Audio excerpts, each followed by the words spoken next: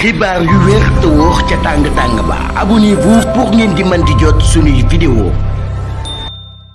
dal leen ak jàmm seen chaîne bi di Buzz 221D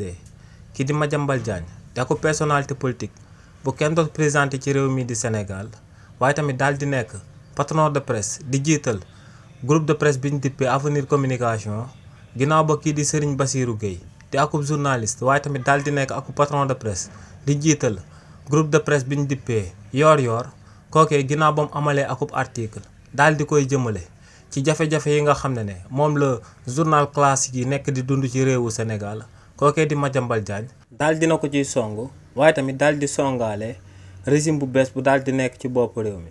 si li ni mel kii di Madiambal Diagne ne Serigne Saliou Gueye ci article am boobee mu fësal di ci tudd média classique yi di Walfadjri Sud FM ak TFM daal di wax que ne ñooñee redressement fiscal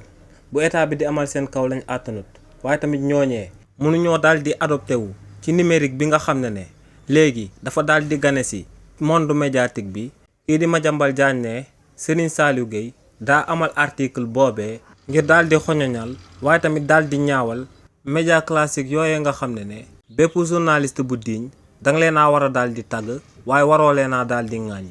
nee nag régime bu bees bi ginnaaw buñ gisee que ne média classique yi nga xam ne ñenn ci ñoom ñoo leen daal di porter au pouvoir ñoo ngi dund ay tolof-tolof ne bu fekkoon ne ay góor lañ kon seen yaram dina daal di daw jëmale ko ci situation yu métti yi nga xam ne moom la média yi nekk di dund ci réewu Sénégal. waaye nag ne lu leer ba am moom mooy que ne waa régime bu bees bi loolee moom mooy le cadet de leur souci ndax ne ñooñee fàtte nañ bu yàgg lu leen faloon te ne ku fàttali lu la fal tôt ou tard li ni mel moom moo lay daal di folli. xibaar yu wér te wóor ca tàng ba abonnez-vous pour ngeen di mën di jot suñuy vidéo.